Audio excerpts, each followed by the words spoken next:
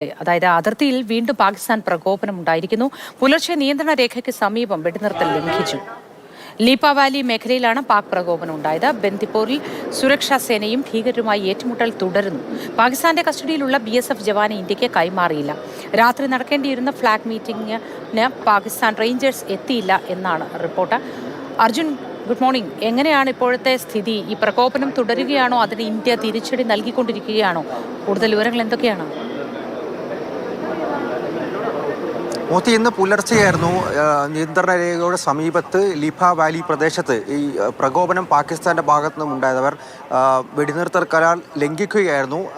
തക്കതായ മറുപടി അപ്പോൾ തന്നെ ഇന്ത്യ നൽകി. ഇന്ത്യ ശക്തമായി തന്നെ തിരിച്ചടിച്ചു. പക്ഷേ ഈ ഏറ്റുമുട്ടലിൽ അല്ലെങ്കിൽ ഈ വെടിനിർത്തൽ ലംഘിച്ച ഒരു നടപടിയിൽ പക്ഷേ ആളഭയം ഒന്നും തന്നെ ഇല്ല. ഇപ്പോൾ ഈ നിയന്ത്രണ രേഖയ്ക്ക് സമീപത്ത് കൂടുതൽ സേനയെ വിന്യസിച്ചുകൊണ്ട് എന്തിനും തയ്യാറെടുത്ത് നിൽക്കുകയാണ് ഇന്ത്യയും പാകിസ്ഥാനും എന്ന് പറയാൻ സാധിക്കും. അതിനിടയിലാണ് ഇന്ന് രാവിലെ ബന്ദിപ്പോരയിൽ ഏറ്റുമുട്ടൽ തുടരുന്നു അല്ലെങ്കിൽ ആരംഭിച്ചു എന്നുള്ള തരത്തിൽ ചില റിപ്പോർട്ടുകൾ പുറത്തു വന്നത്. ഇന്ന് പുലർച്ചെയോടെ ഒരു രഹസ്യവിവരം ഭീകരർ ഇത്തരത്തിൽ പതിയിരിപ്പുണ്ട്.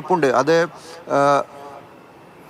കുൽനാർ ബാസിപ്പൂർ എന്ന് പറയുന്ന മേഖലയിലാണ്. ഇവിടേക്ക് കൂടുതൽ സൈന്യമെത്തി അവരൊരു തിരച്ചിൽ ദൗത്യം ആരംഭിച്ചു. ആ ദൗത്യത്തിന് നേരെ സൈനികർക്ക് നേരെയാണ് ഭീകരർ വെടിയുതിർത്തത്. ഇപ്പോഴും ഈ ഏറ്റുമുട്ടൽ തുടരുന്നുണ്ട് എന്നുള്ള വിവരം തന്നെയാണ് നമുക്ക് ലഭിക്കുന്നത്. അതിനിടയിലാണ് ഏറ്റവും പ്രധാനപ്പെട്ട മറ്റൊരു വാർത്ത കൂടി ഇപ്പോൾ പുറത്തു വന്നിരിക്കുന്നത്. അതായത് പാകിസ്ഥാന്റെ ഭാഗത്തു നിന്നും തുടർച്ചയായി ഈ ഒരു പ്രകോപനം ഉണ്ടാകുന്ന ഒരു സാഹചര്യത്തിൽ ആ ഒരു പശ്ചാത്തലത്തിൽ ഇന്ത്യ 2021 വെടിനിർത്തൽ കരാറിൽ നിന്നും പിൻവാങ്ങിയേക്കും.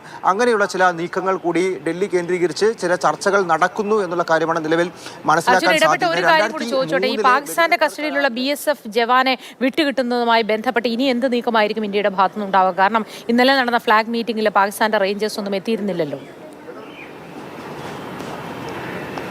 മോദി, സൈനിക തലത്തിൽ ഇപ്പോഴും ചർച്ചകൾ തുടരുന്നുണ്ട്. ചർച്ചകൾ നടത്തി ഈ BSF ജവാനെ തിരികെ കൊണ്ടുവരാൻ സാധിക്കും എന്നുള്ളതാണ് നിലവിൽ പറയാൻ സാധിക്കുക. അതായത് ഇന്നലെ രാത്രി ഈ ഫ്ലാഗ് മീറ്റിംഗ് നടക്കേണ്ടതായിരുന്നു. ആ ഫ്ലാഗ് മീറ്റിംഗിന് ശേഷം ഒരു ധാരണയിലെത്തി ഈ BSF ജവാനെ തിരികെ കൊണ്ടുവരാൻ വേണ്ടിയിട്ടുള്ള നടപടിയിലേക്ക് ഇന്ത്യൻ സൈന്യം കടന്നിരുന്നു. പക്ഷേ പാക് റേഞ്ചേഴ്സ്, അതായത് ഈ